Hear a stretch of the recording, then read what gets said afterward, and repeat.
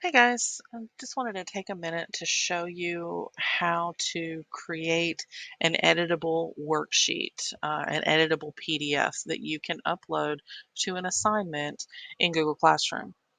One of the issues that we have, especially with distance learning, is students might have a paper pencil worksheet that they need to complete.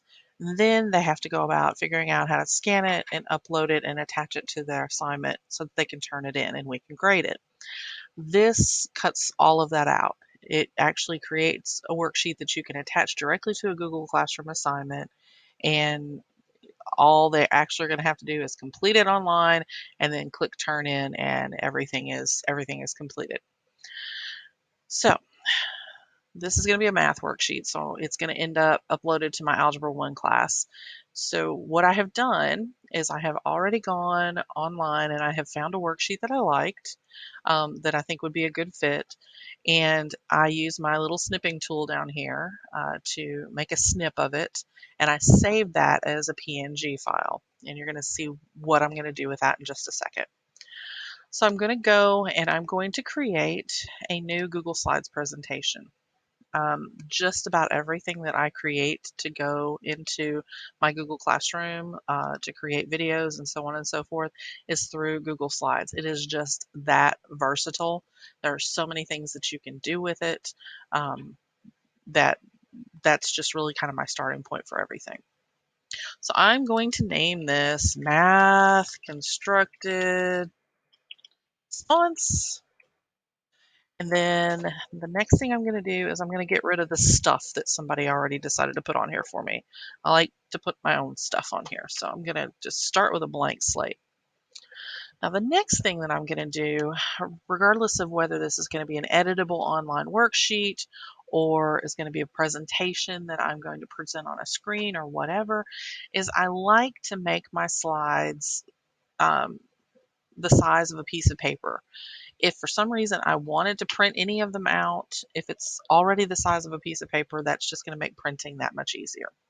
So to do that, I'm going to come over to File, and I'm going to come down to Page Setup, and I'm going to go to Custom, and we all know that a piece of paper is 8.5 by 11 inches. I want this to be in portrait orientation. I could have just as easily have done 11 by 8.5 and had a nice landscape orientation to present, but this is what I want here. Now remember I said that I've already snipped the worksheet that I wanted, and I have made it into and saved it as a PNG file. So what I'm going to do with that is I'm going to put that in the background of this slide. Now, using it as the background of the slide is going to mean that once I put it on there, my students aren't going to be able to move it. They're not going to be able to resize it. They're not going to be able to delete it or do any of those horrendous things that they sometimes do with your typical Google Doc. So that's the whole point. So I'm going to choose my image. And if I remember correctly, I think I named it released item. Yes, I did, release question. We're going to open that up, and boom, there it is. Now I have on my worksheet that problem that I found earlier about Charles and his fish tank. This is a good question about linear equations. So it's there. I can click on it. I can try to grab it and drag it and move it around, and it's going nowhere. So that's exactly what I wanted to have happen. So at this point, what I'm going to do is I'm going to create some places where my students can type on this worksheet.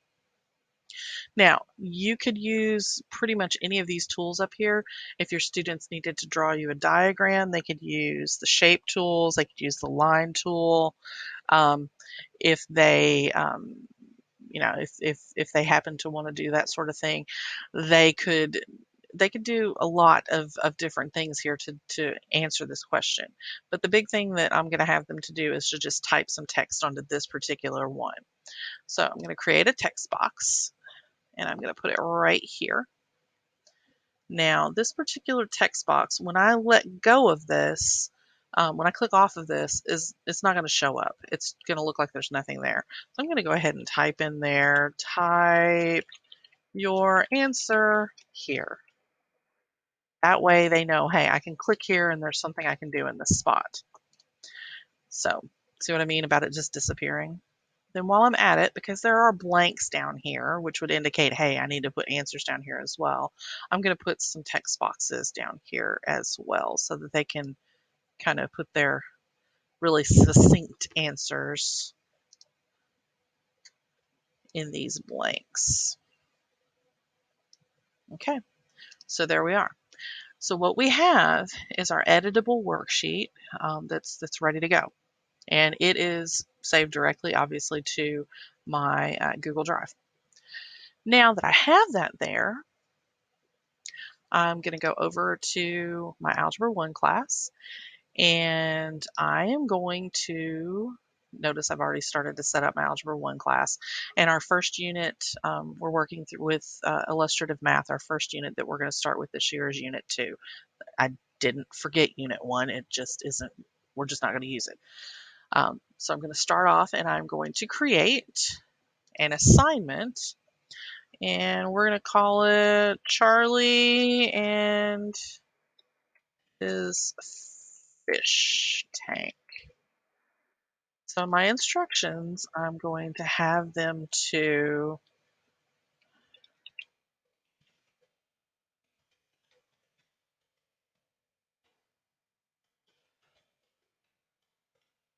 read and answer the constructed response question.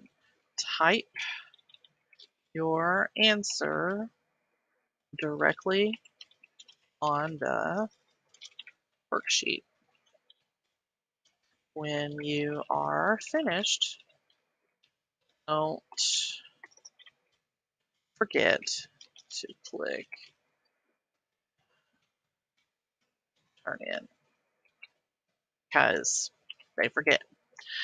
Okay, so I've created that. I've given it a title. I've given it instructions. I'm going to click add, and I'm going to go back to Google Drive, and I'm going to get that math.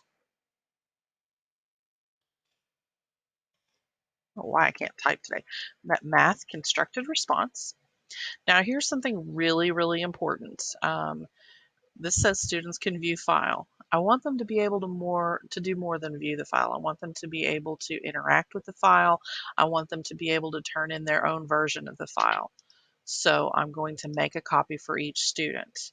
This is the only place where you can do that. So if you forget to do this when you're first creating the assignment, chances are you're probably going to have to delete this file and reattach it and start back over. So make sure that you do this. Now, what I can do in some other videos, I'm going to be showing you how to provide some accommodations directly here on this worksheet. So if I were doing that, I might, instead of assigning this to all students, I might just assign this to the students who I'm expecting to read it on their own, and then assign a different version to other students who might need certain accommodations. But in this case, we're just going to go ahead and assign this to all students. Another really quick thing to remember is due dates. Now, let's say this is going to be due on, I don't know, August the 20th, just as a general idea. If you assign due dates, those due dates pop up on the left-hand side of your student's screen in Google Classroom. So it just kind of serves as a reminder for them for when they're supposed to have this finished. So it really kind of helps keep them accountable to get their work done. And then the last thing I'm going to do is I'm going to put it in the correct topic, and that does belong in Unit 2. So now that I've done that, I'm going to go ahead and I am going to click Assign.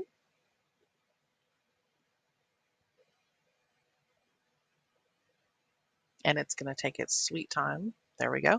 And then now we have a live assignment for Charlie and his fish tank that is due on August the 20th.